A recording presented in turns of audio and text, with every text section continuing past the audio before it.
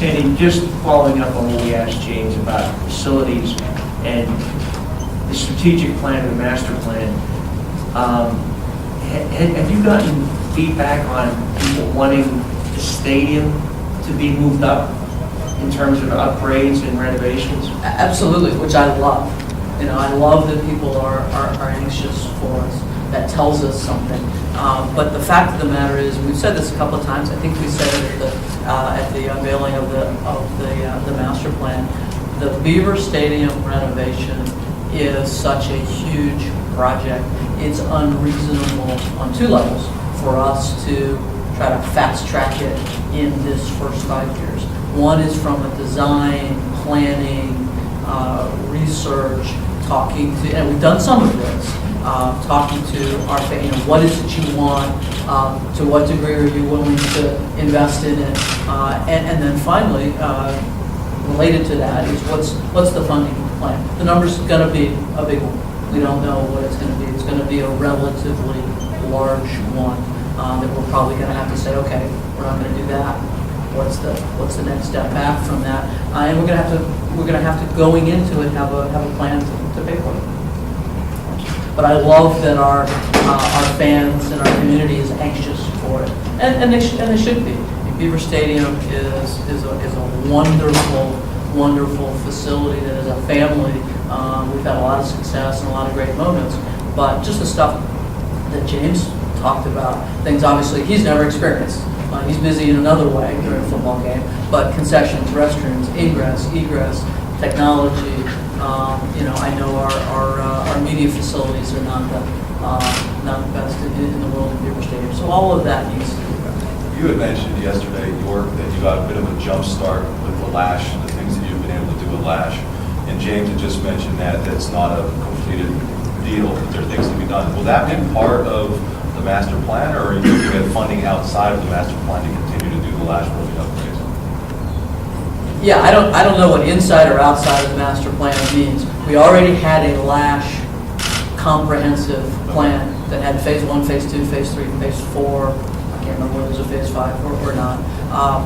For any of you who have listened to the presentations that we've done, when I talk about the master plan, I talk about 3 projects that got a jump start or got out in front of the master plan: Morgan Academic Center, Lash, and now particularly with this latest gift, the lacrosse stadium.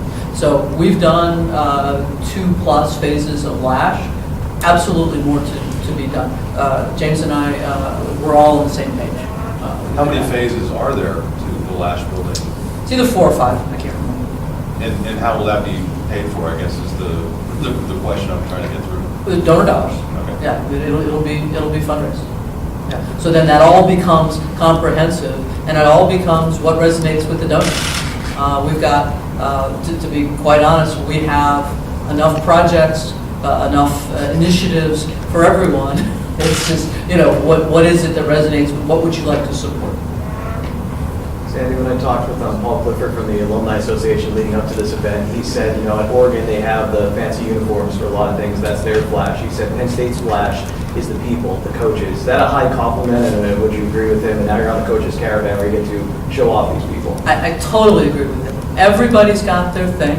I didn't spend time at Oregon. I spent time in the Pac-12, and their uniforms and their association or relationship with Nike is their thing. Ours is the quality of our institution, the history, tradition, success, and kind of iconic nature of what we do, backed by our people and the values. And I take that as the ultimate compliment for Penn State and for our community, because that's what makes us strong. Sandy, I asked James about the challenge of keeping coaches, not just head coaches, but assistant coaches. I know you addressed his situation yesterday, but as the athletic director, what kind of challenge is that to keep assistant coaches, particularly football assistant coaches, satisfied, happy, fine from a financial thing when Alabama is raising the ante such as they have? And Alabama's not alone in raising that ante, but I think James's answer was the perfect one, was spot on. Money plays a role. Their contracts and their compensation play a role. It's not the only role, and I think if we only look at that, particularly given, I think, all of the other advantages and positive things that we have at Penn State, that we have in our community, then I think we're really missing out. So all of the other things that we talked about in terms of their opportunities for success, their opportunities for advancement, that their families are happy and that we take care of them and have them feel appreciated.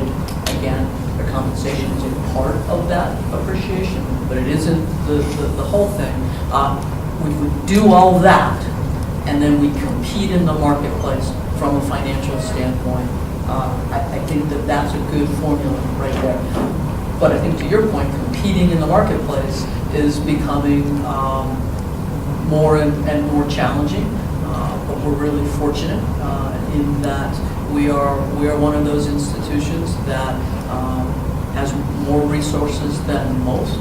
We do need to use those resources to fund, invest, support 31 programs and 800 student athletes. Not all of our competition is trying to do that, so that's a challenge. But think about some of the other places I've been and the relative resources. We're far better positioned